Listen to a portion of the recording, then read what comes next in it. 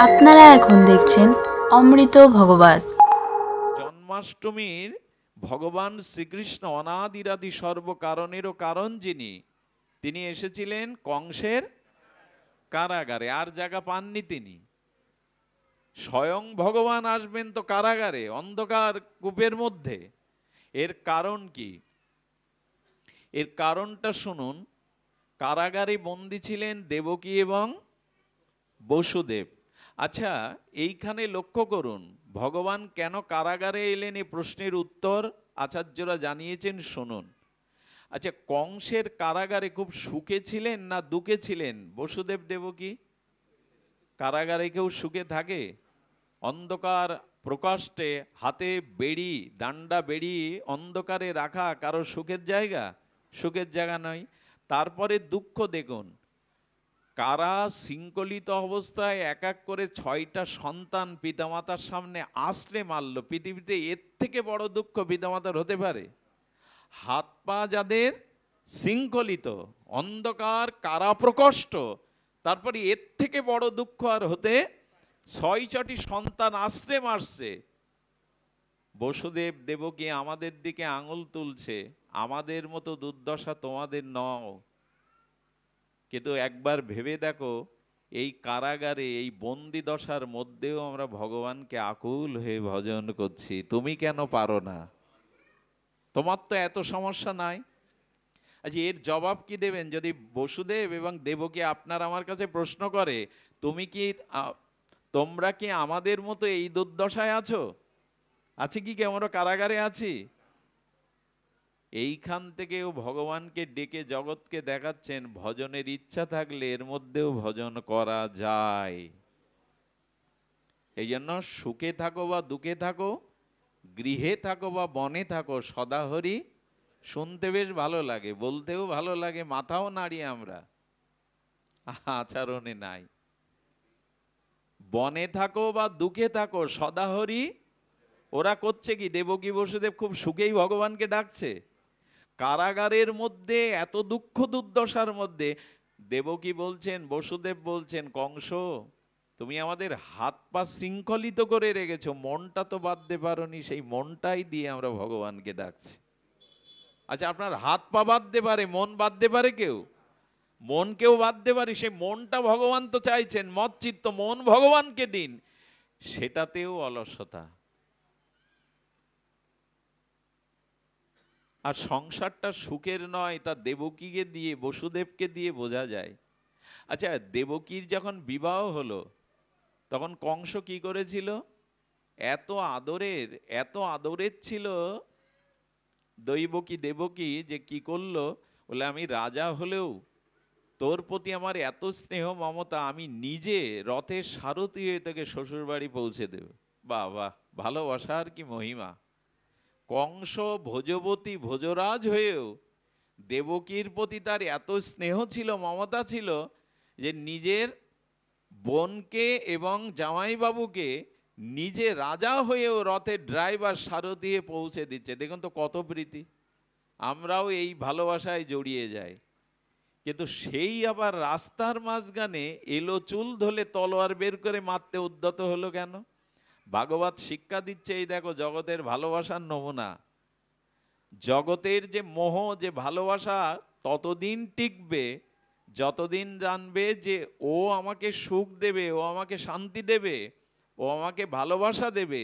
কিন্তু যখনই জেনে যাবে ও আর আমাকে ভালোবাসা দেবে না, আমাকে শান্তি দেবে না, বরঞ্চ আমার ক্ষতির কারণ, তখনই কংসের মতো যার প্রতি এত মমতা শ্বশুরালয়ে এগিয়ে দিতে যাচ্ছে রথে করে, সেই আবার রাস্তার মাঝখানে তলোয়ার তুলেছে মারবে। পার্থক্য একটাই, তুমি বোন ছিলে, ভগ্নী ছিলে, মায়া মমতা ছিল, এখন দৈববাণী হলো তোমার গর্ভের সন্তান আমায় মারবে।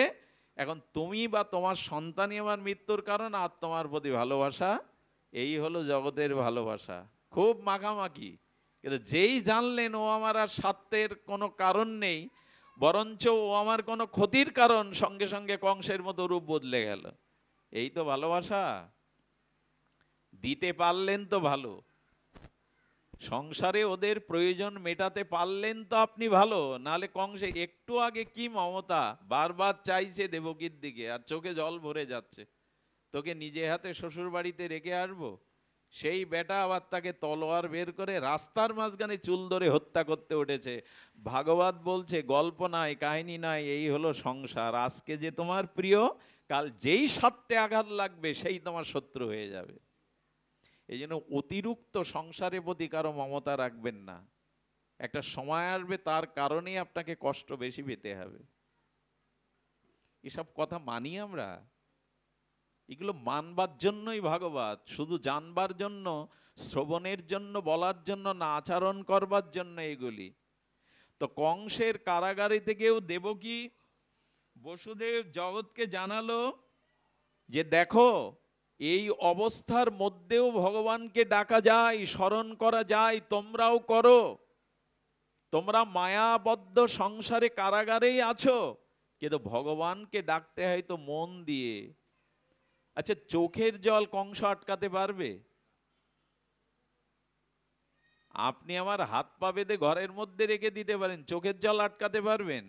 গোবিন্দ বলছেন কি, ওর থেকে বড় আমার আরাধনার বস্তু তো আর নাই। চোখের জল ফেলে আত্মী ভরে আমায় ডাকো, দেবকীর মতো, কংসের মতো। ভগবানের আসবার কারণ কি জানেন? ভগবান বলছে যারা সংসারে মোহ মায়া কষ্ট দুঃখ যন্ত্রণার মধ্যেও হৃদয়ে চোখের জলে আমায় ডাকে, তাদের প্রতি ভগবান ভরসা দিয়ে বললেন তোমাদের আমার কাছে আসবার মতো সামর্থ্য নাই, তোমাদের হাত পা বাঁধা কারাগারে আছো সংসারে, তবে জেনে রাখো চোখের জলে অন্তর দিয়ে আমায় ডাকলে তোমরা না আসতে পারো, আমি তোমাদের কাছে যাব। তুমি যেখানেই থাকো তোমার কাছে আমি যাব। এই জন্য তো কারাগারে এলেন ভগবান, যে তোমরা এখানেই ডাকছো, আমি জগৎকে জানিয়ে দিলাম তোমাদের আমার কাছে আসা লাগবে না, যেখানে বসে আমার ভজন করছো আমি সেখানেই যাব। স্বয়ং বিশ্বেশ্বর রসিকেন্দ্র মৌলি সর্বেশ্বর ভগবান স্বয়ং ঈশ্বর আসছেন কারাগারে। বলে কেন আসছি? জগৎকে জানানোর জন্য। ভক্ত যেখানেই আমি সেখানেই, সে স্থান যেমনই হোক। ডাকবার দরকার, ভজন করার দরকার। ভোজন আছে 3 বেলা, ভজন নেই 1 বেলা। আমি সকল কাজের পাই হে সময় তোমারে ডাকিতে, এই হলো আমাদের সঙ্গীত, জাতীয় সঙ্গীত আমাদের। জাতীয় সঙ্গীত মানে আমাদের গান এটাই, সকল কাজের পাই এ সময়, সাজ গোছ স্নান খাওয়া দাওয়া গল্প গুজব বিনোদন সব সময় পাই, 3 বেলা খাওয়ার সময় পাই, ভজনের সময় নাই। আমি খুব দৃঢ় কণ্ঠে বলতে পারি এর মধ্যে 90% লোক 3 বেলা আহ্নিক করেন না। ভগবান পাওয়া তো দূরে থাক, কর্মফল এড়া তো দূরে থাক, মঙ্গলের পথেও চলতে পারবো না যদি তার চরণে শরণ না নেই, ভজন না করি। আজকের মানুষ বুঝছে অট্টালিকার মধ্যে থেকেও, ঐশ্বর্যের মধ্যে থেকে অনেক বিদ্যা, অনেক ধন, অনেক ঐশ্বর্য, অনেক পদমর্যাদা, শান্তি নেই। এর একটাই কারণ, ভগবানের শরণাগতি ব্যতীত কারো হৃদয়ে শান্তি আসতে পারে না। আচ্ছা, মাছগুলোকে যদি বলা হয় ঘোলা জলে কেন আছো, তোমাকে দুধের মধ্যে রাখবো, মাছ বাঁচবে তো? দুধ উৎকৃষ্ট না জল উৎকৃষ্ট? ঘোলা জল আর দুধ কোনটা উৎকৃষ্ট? মাছকে কোথায় রাখলে বাঁচবে, জলে না দুধের মধ্যে? ভগবান বললেন দুধের মধ্যে থেকেও যেমন মাছ শান্তি পায় না, তার আশ্রয় জল, তেমনি ভগবত ভজন ব্যতীত কেউ শান্তি পায় না, সে যেখানেই থাকুক, যে অবস্থায় থাকুক। তমেব শরণাঙ্গশ্চ সর্বভাবেন ভারত, তৎপ্রসাদাৎ পরং শান্তি স্থানাং প্রাপস্যি সৎশতম। একমাত্র শান্তি আমার স্মরণে, আমার ভজনে, দ্বিতীয় কোনো পথ শান্তির কোথাও খোলা নাই। কারাগারে থেকেও বসুদেব দেবকী চোখের জলে আজ ভগবানকে ডাকছে, আর ভগবান সেই কারাগারেই এলেন। অন্ধকারের মধ্যে, এই আলোচনা কালকের আলোচনা, আমি শুধু পূর্বের ঘটনাটা বলছি।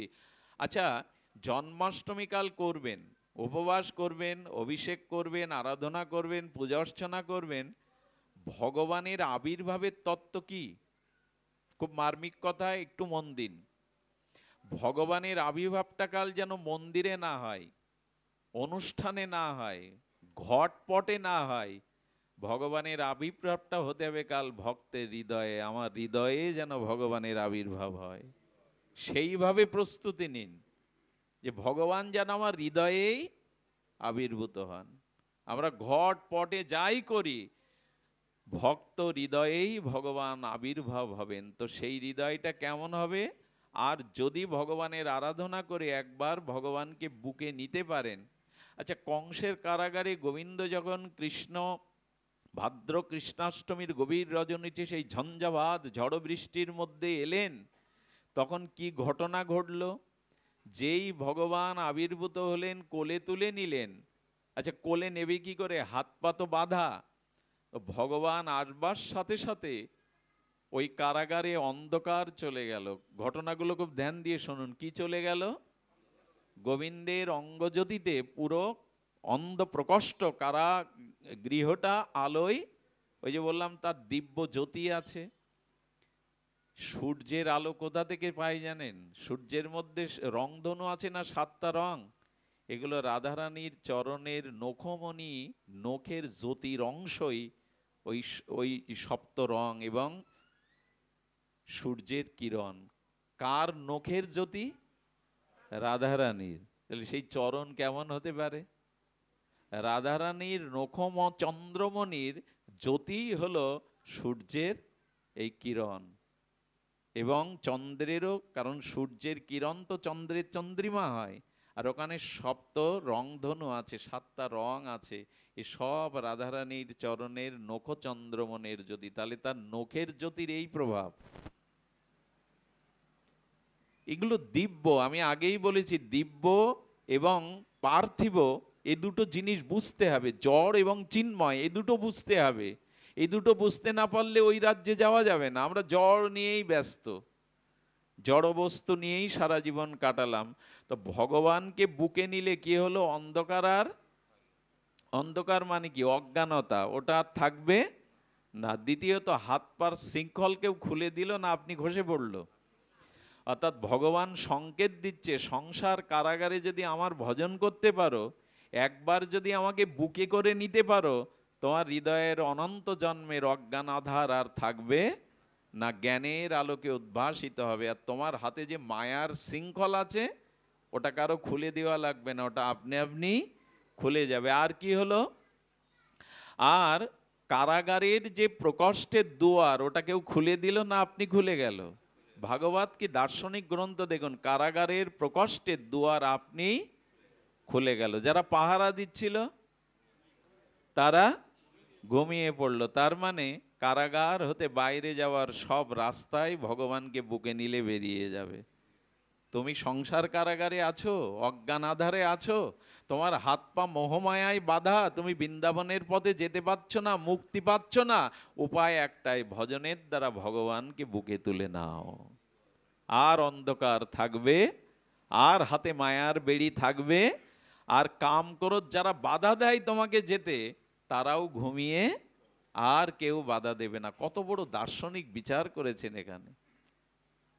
কিন্তু পরেক্ষণে গোবিন্দকে গোকুলে রেখে যখন মায়াকে কোলে করে আবার কারাগারে এলেন, তখন কি হয়ে গেল? তখন আবার কারাগার রুদ্ধ হয়ে গেল, শৃঙ্খল আবার হাতে উঠলো, আবার অন্ধকার হয়ে গেল, পাহারা আবার।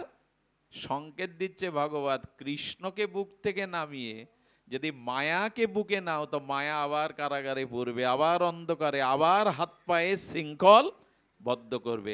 এখন আপনার আমার সিদ্ধান্ত নেওয়ার, কৃষ্ণকে বুকে নেব না মায়া দেবীকে বুকে নেব? কি করবেন? এখানে তো স্বীকার করবেন, এখানে তো স্বীকার করছেন যে মায়াকে কোলে নিলে আবার কারাগারে, আবার জন্ম মৃত্যু, আবার অন্ধকার, আবার মায়ার শৃঙ্খল, আবার কংস। আর কৃষ্ণকে বুকে নিলে, কাকে বুকে রেখেছি আমরা? বুকে কে আমাদের? ভাবনার মধ্যে কে? সংসার না ঈশ্বর? আচ্ছা, এখন আমি খাতা কলম দেই আপনাদের কাছে, যদি বলি এখানে মিথ্যা লিখতে নেই, এখানে ভগবান লিখুন। আপনার জীবনে 1 নম্বর আর 2 নম্বর দিয়ে যদি বলি লিখতে, যে 1 নম্বরে ভগবান না 1 নম্বরে আপনার সংসার, যদি সত্যি সত্যি ভগবানকে ফাঁকি না দিয়ে লিখি, তবে আমিও লিখতে পারবো না যে আমার 1 নম্বরেই ভগবান, 1 নম্বরে সংসার, 2 নম্বরে ভগবান। যতদিন ওই 1 নম্বরে ভগবানকে না আনছেন, ততদিন ভগবান বলছেন আমি তোমার কাছে ধরাই দেব না। এক নাম্বারে আমাকে রাখো, 2 নাম্বারে সংসারকে রাখো। আচ্ছা, মালা জপ কোন হাত দিয়ে করেন? ভগবানের অর্চন কোন হাত দিয়ে করেন? আহার কোন হাত দিয়ে করেন? দান ধ্যান কোন হাত দিয়ে করেন? ডান হাত দিয়ে। গোবিন্দ বলছেন আর সব রাখো বাঁয়ে, আমাকে ডানে রাখো। আমাকে ডান হাত দিয়ে ধরে রাখো। ডান হাত মানে প্রধান করে রাখো, আর সব গৌণ করো। আমাকে 1 নম্বরে রাখো, 2 নম্বরে সংসার। আমরা উল্টে দিয়েছি। আগে আমার সংসার, আগে ছেলে মেয়ে, আগে নিজের যশ খ্যাতি পূজা প্রতিষ্ঠা, তারপরে এগুলো রক্ষার জন্য ভগবান তুমি। আমার এইগুলো রক্ষার জন্যই তুমি। রোগ যাতে না আসে, শোক যাতে না আসে, অভাব যাতে না আসে, এইগুলো পাহারা দাও তুমি। এতে কি আর ভগবান পাওয়া যায়? এতে কি আর প্রেম পাওয়া যায়? ভগবান তো বলেই দিয়েছে, সর্ব ধর্মান পরিত্যাজ্য মামেবং, সব ত্যাগ করে আমার শরণ নাও। এ কথা আমরা মানতে পারি?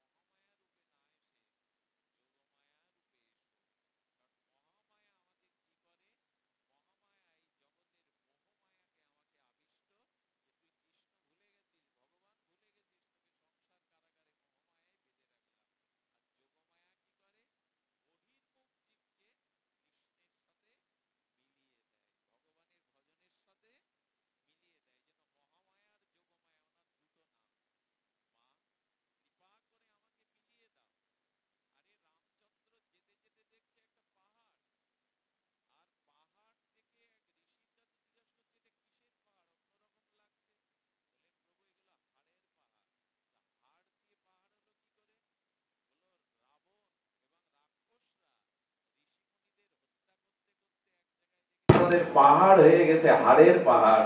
প্রভু এত ব্যথা পেলেন, এত কষ্ট পেলেন। রঘুপতি রামচন্দ্র বলে বসলেন, যারা এই রাক্ষস অসুরগণ এই ভক্তদের এভাবে মেরে পাহাড় তৈরি করেছে, আমি প্রতিজ্ঞা করছি আমি সেই অসুর রাক্ষসদের বিনাশ করবই। রামচন্দ্র দৃঢ় প্রতিজ্ঞা করলে মা সীতা পরবর্তীতে জিজ্ঞাসা করেছিল, প্রভু আপনার কি শত্রু মিত্র আছে? খুব ধ্যান দিয়ে শুনবেন। সূর্য কি কারো প্রতি শত্রুতা করে যে ওর প্রতি আলো দেব না?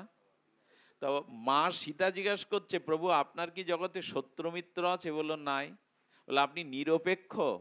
বলে হ্যাঁ আমি নিরপেক্ষ, আমার কোনো শত্রু মিত্র নাই, আমার কোনো আপন পর নাই। তবে তুমি কেন তাহলে বললে এই অসুররা এই দৈত্যরাই রাক্ষসরা তো তোমার কোনো ক্ষতি করেনি, তুমি কেন প্রতিজ্ঞা করলে ওদের বিনাশ করবে? ওরা তো তোমার ক্ষতি করেনি, তাহলে তুমি কেন ওদের শত্রুতা করে ওদের বিনাশ করবে? কথাটি জানা দরকার। গোবিন্দ রামচন্দ্র ভগবান সেদিন এসে বলেছিলেন, শোনো সীতে, আমার কেউ শত্রু মিত্র নাই, আমার কেউ আপন পর নাই, তবু আমার শত্রু মিত্র আছে, তবু আমার আপন পর আছে। কেন জানো? যে আমার ভক্তের শত্রু সেই আমার শত্রু, যে আমার ভক্তের মিত্র সেই আমার। কেন পাণ্ডবদের পক্ষ কৃষ্ণ কেন নিতে যাবেন? কৌরবদের পক্ষ কেন নেবেন না? ভগবান তুমি পক্ষপাতিত্ব আছে তোমার? বললো না, আমার ভক্তের যে মিত্র সেই আমার মিত্র, আমার ভক্তের যে শত্রু সে আমার। এই জন্য আপনাদের কাছে অনুরোধ করব, ভগবানের সাথে শত্রুতা করুন, আমার ক্ষতি নেই তাতে। ভগবানের প্রতি আপনি দোষ করুন, অপরাধ করুন, ক্ষতি নেই, কিন্তু ভক্তের শত্রু হতে যাবেন না, তাহলে আপনি ভগবানের শত্রু হয়ে দাঁড়াবেন। ভক্তের শত্রু যেই হলেন সেই ভগবানের। দুর্যোধনকে বলেছিল, দুর্যোধন শুনে রাখো, পাণ্ডবদের যে মিত্র সে আমার মিত্র, পাণ্ডবদের যে শত্রু সে আমারও শত্রু। কতটা ভক্তবৎসল ভগবান! ভগবানের চরণে অপরাধ করলে আপনি ক্ষমা পাবেন, কিন্তু কোনো মহতের চরণে, ভক্তের চরণে অপরাধ করলে সেই দিন থেকে আপনি ভগবানেরও শত্রু হয়ে যাবেন। এই জন্য সতর্ক হওয়া উচিত ভক্ত চরণে। আজকে কংসবধ হবে কেন? হবে এই কারণে যে আজ ভক্তের প্রতি অত্যাচার করেছে কংস। ভগবানের প্রতি অনেক অত্যাচার করেছে, তাতে ভগবান কিছু মনে করেননি, কিন্তু এই যে বারবার ভক্তদের কষ্ট দিয়েছে, এতেই শত্রু হয়ে গেছে ভগবানের। আমি যে কথা বলছিলাম, যোগমায়ায় আমাদের রাধারানী, আমাদের সীতা ঠাকুরানী আমাদের আর ভগবানের সাথে জীবের মিলিয়ে দেবে। মাঝখানে এই যোগমায়া চাই, এই যোগমায়ায় আমাদের কৃপা করে মিলিয়ে দেবে। যাই হোক, আগামী দিন জন্মাষ্টমী, উপবাসের বিষয় আছে। আমি দীর্ঘ সময় না নিয়ে যে কথাটি আলোচনা করলাম, শুরু করেছিলাম তার জন্মকর্ম দিব্য, এই দিব্য তার জন্মকর্ম। আচ্ছা, কর্ম মানে আমি লীলা বলেছি, কোনো লীলা কথা তো হলো না তেমন করে, একটা লীলা কথা হয়েই বিশ্রাম পাক। একটা অপূর্ব লীলা কথা, জন্ম কথাটা আমরা আগামীকাল শ্রবণ করব, যার যার ভাগ্য আছে। কারণ আগামীকাল আবির্ভাব তিথিতেই তার আবির্ভাব কথা শুনতে হবে। আমি ভগবানের একটা লীলা বলি। লীলাটি হলো, গোষ্ঠে গোচারণ করতে যখন গোবিন্দ গোষ্ঠে যান ধেনু বৎস সখাদের নিয়ে, মা যশোদা তাকে রাখাল বেশে সাজিয়ে দেন, বাজবন্ত বেঁধে দেন, কোমরে বেঁধে দেন, এবং চরণে নূপুর দিয়ে দেন, তাকে ময়ূর পিচ্ছ দিয়ে সুন্দর করে মুকুট করে সাজিয়ে দেন, হাতে বালা দিয়ে দেন, একটা পাছনি দিয়ে দেন, রাখাল বেশে।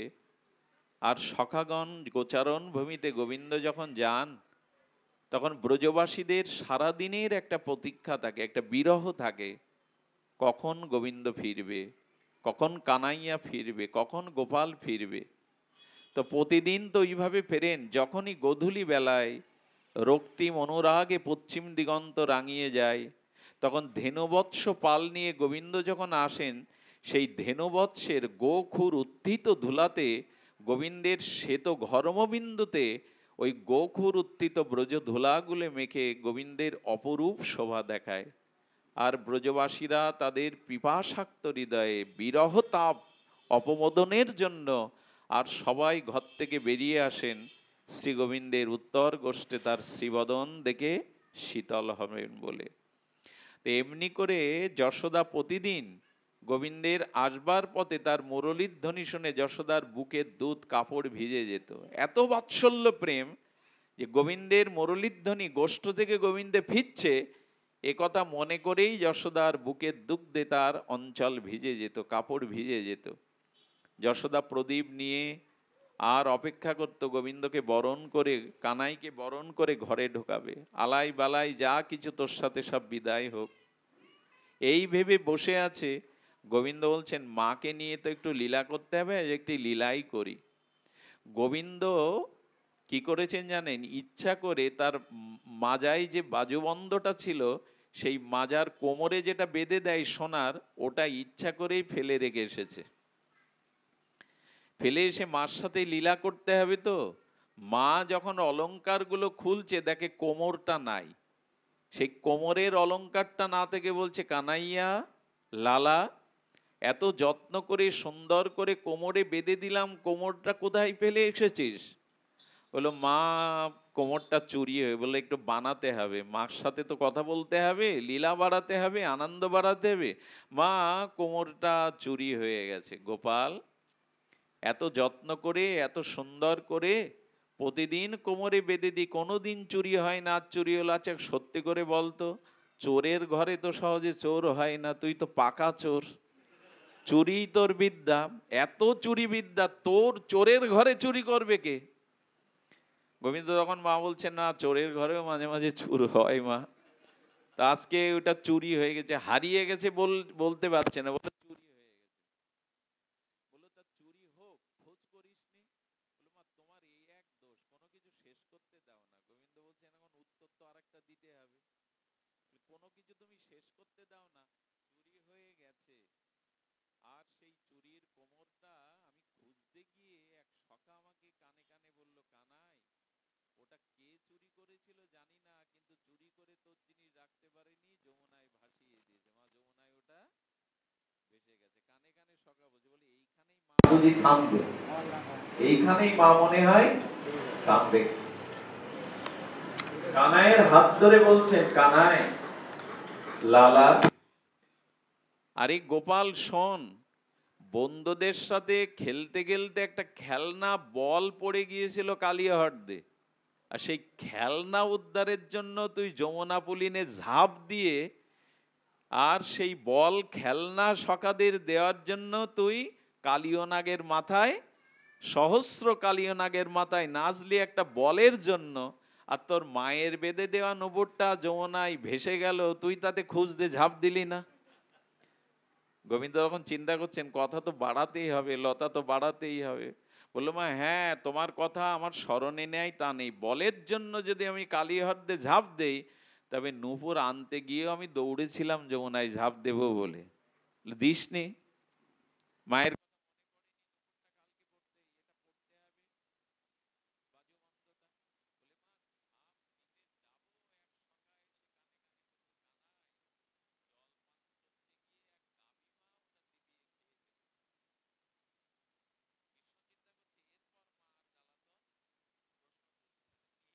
লীলা। মা যশোদা তখন বলছেন কানাই আচ্ছা গাভী খেয়ে ফেলেছে? হ্যাঁ কে বললো তোকে? বললো ওই যে সখা কানে কানে বললো।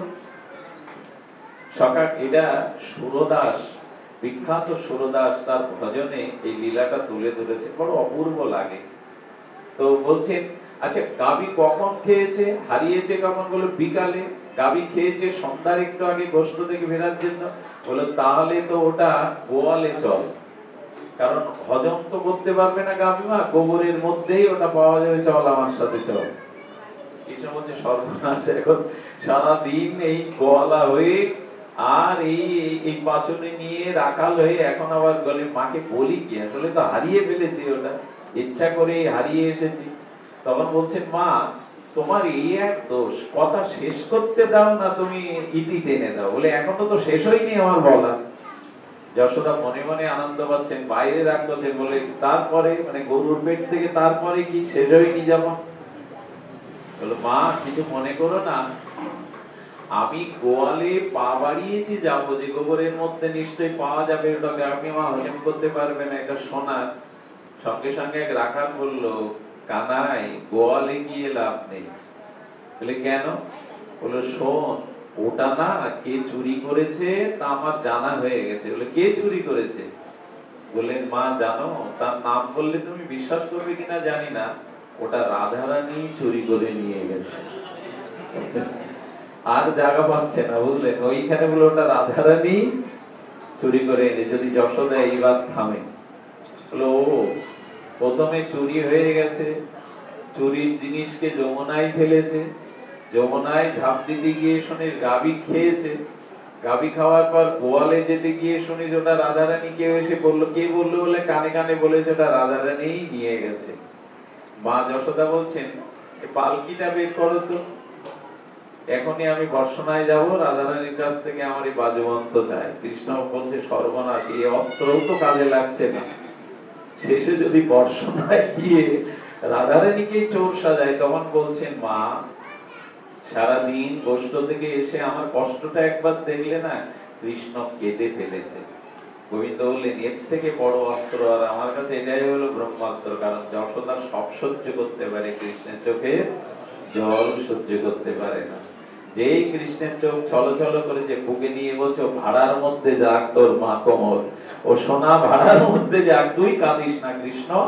এই কোলে করে বুকে চেপে ধরেছে, আমার সব যাক নীলমণি, তুই বুকে থাক, কাঁদিস না কৃষ্ণ। মাখন চুরি করতে গিয়েও যখন এরকম শাসাতো, তখন অস্ত্র একটাই কেঁদে ফেলত। আসলে আমারই ভুল, একটু মাখন খেয়েছি বলে তুমি আমাকে দড়ি দিয়ে বাঁধতে যাচ্ছ।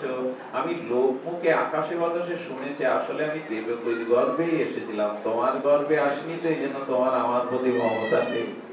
এইভাবে যখন কাঁদতো বলে বলে, তখন যশোদা দুর্বল হয়ে যেত, বুকে টেনে নিত। চোখের জল সন্তানের, এটা মা অন্তত সহ্য করতে পারে না। কিন্তু লীলা যদি এখানেই শেষ হতো ভালো হতো। একজন গিয়ে রাধারানীকে বলছে, রাধে, তোমাকে কৃষ্ণ চোর সাজিয়ে বসেছে, তার বাজবন্ত নাকি তুমি চুরি করেছো। রাধারানী সখীদের বলছেন, চোরের অপবাদ চুরি না করেও নিতে হলো, এটা তো আমি মেনে নেব না। চোর যদি কলঙ্ক নিতে হয়, তবে চুরি করেই চোরের কলঙ্ক নেব। গোবিন্দ তমাল বৃক্ষতলে শুয়েছিলেন, আর সেই ক্লান্ত অবস্থায় বাঁশিটা রাধারানী গোবিন্দের কাছ থেকে চুরি করে নিলেন। চোর যদি সাজ দেয়, তা এমন জিনিস চুরি করব যেটা তার প্রিয়, চোর বদনাম যাতে হয়। গোবিন্দ ঘুম থেকে উঠেই এক সকাদের কাছে বললেন, তোমার বাঁশি চুরি হয়ে গেছে, আর কে চুরি করতে পারে? তো তুমি ভালো মিথ্যা মিথ্যা দোষারোপ করেছো, আজকে তোমার মুরলী সে চুরি করে নিয়েছে। গোবিন্দ তখন বললেন, চাইছিলাম তো তাই, যে কোনো অজুহাতে তো রাধারানীর কাছে যেতেই হবে। আচ্ছা কথা বলুন, রাধারানী গোবিন্দের লাদিনী শক্তি তো, এখানে খবরদার নারী বুদ্ধি আনবেন না, রক্ত মাংসের বুদ্ধি আনবেন না, নায়ক নায়িকার বুদ্ধি আনবেন না। গোবিন্দের হৃদয়ে তার লাদিনী শক্তি হলো এই প্রেমময়ী রাধারানী। রাধারানীর কাছে যাওয়ার জন্য, রাধারানীকে দর্শনের জন্য গোবিন্দের কিরূপ ব্যাকুলতা দেখুন। ব্রহ্মা গোবৎস রাখালদের হরণ করলো না? তাতে করে ব্রহ্মা অভিশপ্ত হলেন, তুমি হরিদাস হয়ে এসো। কিন্তু ইন্দ্র যে 7 দিন ধরে বজ্র বৃষ্টি দিল, ব্রজবাসীদের মারবার ব্যবস্থা করলো, ইন্দ্রকে গোবিন্দ কেন সাজা দেননি? কথা কি বোঝা যায়? একজন গোবৎস হরণ করলেন, তাকে বলল তুমি যাও হরিদাস হয়ে অন্য কুলে জন্মাও। আর যে ইন্দ্র বজ্র বৃষ্টি দিয়ে ব্রজবাসীদের শেষ করতে চাইলো, সেই ইন্দ্রকে গোবিন্দ কেন কোনো সাজা দিলেন না? কারণ কি জানেন? ব্রহ্মা সকাদের হরণ করেছিল, চোখের আড়াল করেছিল, কিন্তু ইন্দ্র বজ্র বৃষ্টি দিয়ে আর ব্রজবাসী শুধু না, রাধারানীকে 7 দিন গিরিরাজের তলায় এনে দাঁড় করিয়েছিল। এই 7 দিন অন্তত অপলক নয়নকে রাধারানীকে দেখবার ব্যবস্থা তো ইন্দ্র করে দিল। রাধারানীকে দেখলে আমার আর তার প্রতি কোনো রাগ, ইন্দ্রের কারণেই তো 7 দিন আমি তাকে দেখলাম। আচ্ছা, গোবিন্দ 1 মিনিটে ইন্দ্রের অহংকার ভঙ্গ করে বজ্রবৃষ্টি বন্ধ করতে পারতেন না? 7 দিন রাখার মানে কি? যতক্ষণ রাখবো ততক্ষণ তো রাধারানীর সামনে দেখতে পাবো, 2 মিনিটে ইন্দ্রের অহংকারকে নষ্ট করতে পারে গোবিন্দ, কিন্তু 7 দিন রেখে দিলেন রাধারানী সামনে বলে। সেই রাধারানী বাঁশি চুরি করে নিয়ে গেছে, সখীদের সাথে রাধারানী পরিবেষ্টিত হয়ে বৃন্দাবন আলোকিত করে প্রেমময়ী রাধারানী বসে আছেন। গোবিন্দ গিয়ে বলছে, রাধে আমার বংশী দাও। আচ্ছা, যখনই গোবিন্দ বংশী চাচ্ছে, রাধারানী বলছে, তোমার বংশী কেই নিয়েছে? কেউ নেয়নি, আমরা কেউ তোমার বংশী নেয়নি। রাধারানীর গলায় ছিল মালাটা। গোবিন্দ রাধারানীর এক পলকের মধ্যে দিয়ে মালাটা চুরি করে নিলেন। রাধারানী মালা ছাড়া, প্রসাদী গোবিন্দের মালা তো, মালা ছাড়া ভালো লাগে না।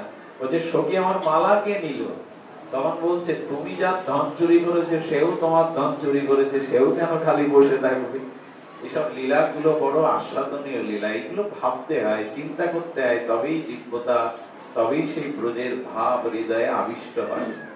সুধীবৃন্দ, একজন নিয়েছে মালা আর একজন নিয়েছে বাঁশি, দুইজনের বস্তু দুইজনের কাছে। এখন রাধারানীর মালা গলে দিয়ে গোবিন্দ যেমন আনন্দিত, তেমন অধরামৃত বাঁশিটা অধরে দিয়ে রাধারানীও আনন্দিত। সখীদের কাজ হলো, আচ্ছা একজন বাঁশি নিয়ে একজন মালা নিয়েছো, তো বিনিময় না করলে হবে কেন? বিনিময় করে দাও। ঠিক আছে, সখীরা তখন কি করবে? সখীরা তখন শ্যাম সুন্দর রাধারানীকে একত্রিত করলেন, করে ললিতা বিশাখা পরম আদরে রাধারানীর হস্তের বংশীটা গোবিন্দের অধরে, আর গোবিন্দের গলার মালাটা প্রসাদী করে রাধারানীকে দিয়ে তাদের যুগল মিলন ঘটিয়ে পরমানন্দে তারা বিনা যন্ত্রে সেতারে সুরলহরীতে যুগলের গুণগানে মত্ত হয়ে গেলেন। আমরাও, আমাদের মনটাও এখানেই আটকে থাকুক, আমরাও এই লীলার মধ্যে যেন থাকতে পারি। আগামীকাল জন্মাষ্টমীটা পালন করুন, কিছু না করলে অন্তত একাদশী এবং জন্মাষ্টমী, গৌর আবির্ভাব তিথি, এগুলো সনাতনী হিন্দুদের অবশ্যই করণীয়। কালকে ভগবানকে যা পারেন দিবেন, পঞ্চশস্য পারেন, আর লুচি পারেন, তালবড়া পারেন, যা কিছু মনের মতো সব ভগবানকে দিবেন, দেওয়াতে বাধা নেই, কিন্তু আপনি পাবেন পারণে গিয়ে। পঞ্চশস্যের কোন জিনিস, কাল আপনি ভগবান সর্বসমর্থবান, তাকে সব দিবেন যা মন চায়, কিন্তু আপনি পারণেতে সেইগুলি পাবেন। আর এই অভিষেকটা, জন্মাষ্টমীর মূল প্রতিপাদ্য বিষয় হলো ভগবানের অভিষেক। পঞ্চামৃত দিয়ে, বিভিন্ন ফলের নির্যাস দিয়ে ঝরনা করে গোবিন্দকে অভিষেক করবে। আর কালকের দিকটা শুধুমাত্র উপবাসের দিন নয়, কালকের দিনটা তার নিকটে বাস করারই দিন, তার নিকটে আসার দিন, তার ভাবনা, তার লীলা, তার মাধুর্যকে আর তার চরণে উপবেশন করে হৃদয়ে তাকে ধরে তার এই লীলার মধ্যেই কালকের দিনটা কাটানো। জন্মাষ্টমী বয়ে আনুক অনাবিল ভক্তি, অনাবিল শান্তি, অনাবিল দিব্যতা। আমরা আজকে হরিকথা বিশ্রামের আগে কৃতজ্ঞতা জানাই। এরা পাগলের মতো ছুটে ছুটে কত দূর থেকে হরিকথার পিপাসু হয়ে চাতক সম চলে এসেছে। আপনাদের সকলের চরণে নিবেদন করি যে আসুন বাকি জীবনের সময়টা হরিকথাতে অতিবাহিত করি, ভগবানের কথাতে অতিবাহিত করি, সেটা অবশ্যই সাধু সঙ্গে। আজকে যিনি এই প্রসাদের আনুকূল্য করে অনুষ্ঠান দিয়েছেন, ওনার বিদেহী যারা, তাদের আত্মার কল্যাণ হোক, তাদের পরমাত্মিক কল্যাণ হোক। আপনাদের সকলের চরণে প্রণাম জানিয়ে দুরাগত সমাগত সকল ভক্তের কৃষ্ণ প্রাপ্তি হোক, রাধারানীর অপার করুণা আপনারা লাভ করুন, এই প্রার্থনা করে আজকের মতো হরিকথা এখানেই বিশ্রাম। শ্রী গুরু প্রেমানন্দে গুরু।